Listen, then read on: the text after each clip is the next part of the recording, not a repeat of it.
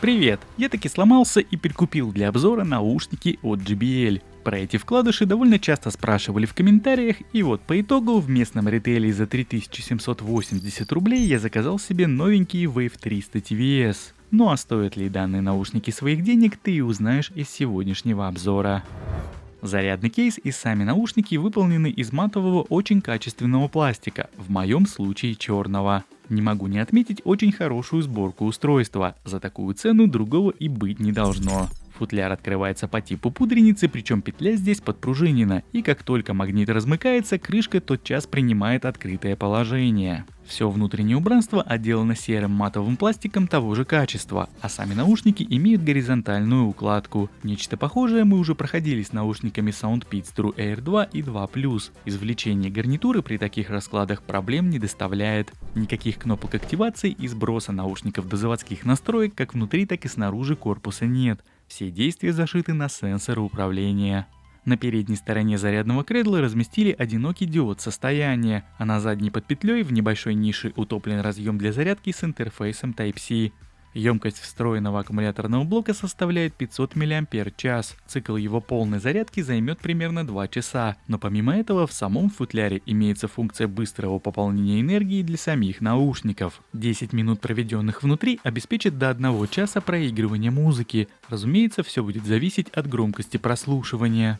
Подключение к смартфону происходит по изъятию наушников из кейса. В паре главного нет, и ими можно пользоваться как вместе, так и по отдельности. При этом сами наушники обладают зеркальной функциональностью. Каждый может выступать как самостоятельное устройство. Функции управления медиаплеером и ответа на входящий вызов в них зашиты идентичные. Одинарный тап отвечает за плей-паузу, двойной переключает трек вперед и помимо этого позволяет принять звонок или завершить разговор. А вот тройной отмотает в начало композиции или включит предыдущую. Удержание пальца на сенсоре в течение 2 секунд позволит вызвать голосового ассистента, а также отклонить входящий вызов. Сами сенсоры довольно отзывчивы, а в силу наличия жеста в одно касание поставить случайный трек на паузу проблем не составляет.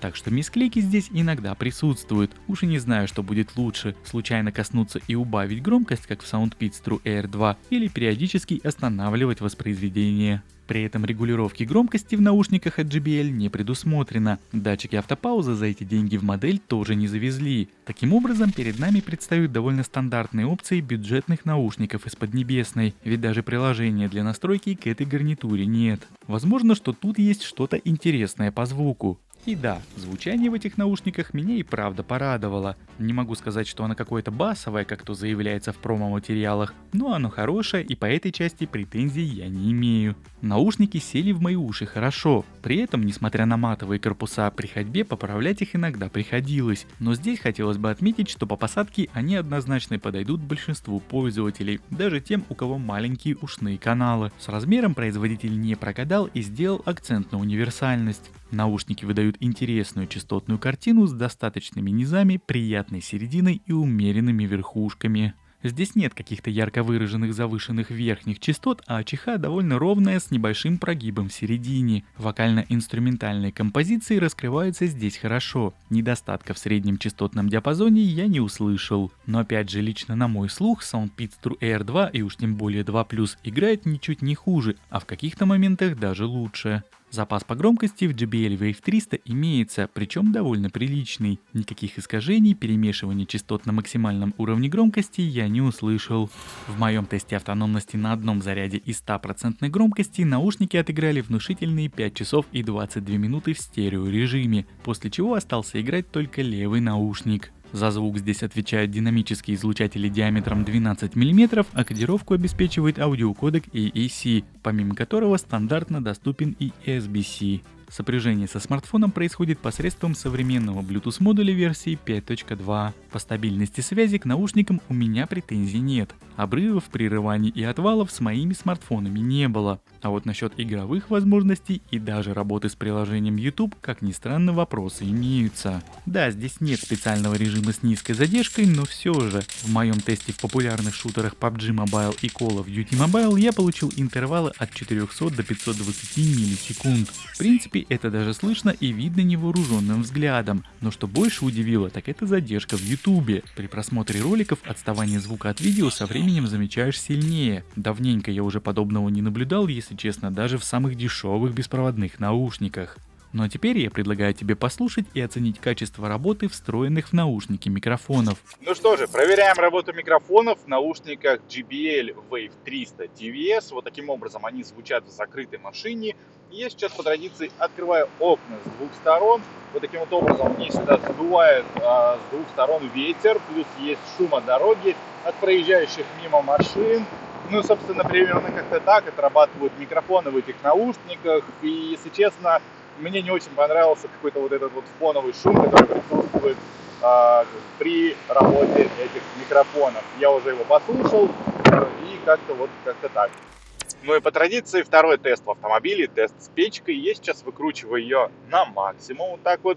Она потихонечку набирает обороты, уже буквально через пару-тройку секунд в салоне будет стоять очень сильный шум. Вот фрагмент шума я допускаю, чтобы послушать, на каких условиях данный тест проводится. Ну и примерно как-то так отрабатывают микрофоны в наушниках JBL 300 вот при таких условиях обстановки, когда ты будешь находиться, допустим, в каких-то шумных условиях, без ветра и без всего остального. Но вот так отрабатывают микрофоны в наушниках JBL Wave 300 TVS. Я сейчас нахожусь на такой вот довольно-таки шумной улице, широкой улице, машины, автобусы здесь проезжают.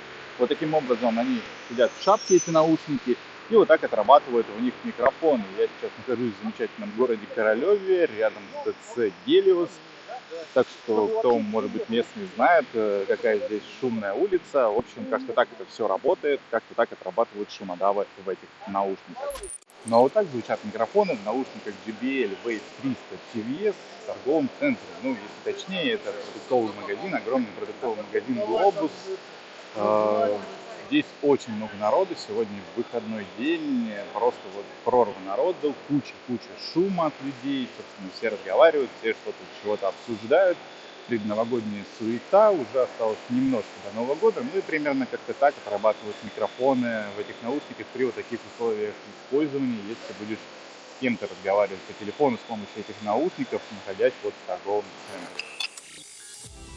Ну и подводя сегодня некий итог по данной модели, могу сказать, что в принципе такой расклад был скорее ожидаем. На мой взгляд, красная цена этим наушникам 2-2,5 тысячи рублей в рознице, но никак не больше, и это и то с авансом за весьма хорошее звучание. Уж не знаю, чего там случилось с микрофонами, но по сути CVC шумоподавления нигде не заявлено. Оттого я могу предположить, что здесь стоит по одному микрофону в каждом из наушников, и как только появляется хоть малейший намек на сторонний шум, он тут же превращается в какой-то фоновый. Да, при этом голос не искажается, то есть слышно меня хорошо, но этот самый шум ничем не отсекается. И по итогу мы имеем то, что имеем. Таким образом, в сухом остатке из плюсов у нас выходит только годное звучание, интересное решение с одинаковой функциональностью по управлению, ну и хорошая автономность. А вот из минусов уже куда больше. Отсутствие датчиков автопаузы, нет управления громкостью, микрофоны без шумодава, нет фирменной программы для настройки и приличные задержки в играх и ютубе. И вот при таких раскладах возникает резонный вопрос, стоят ли эти наушники своих денег. Как по мне, вообще не стоят, ведь есть дешевле и лучше те же SoundFit True Air 2 и 3 поколений. В любом случае, покупать себе эти наушники или нет, решать уже только тебе, на основе всего изложенного. А у меня на сегодня все, спасибо тебе за просмотр и до встречи в следующих видео. Пока-пока.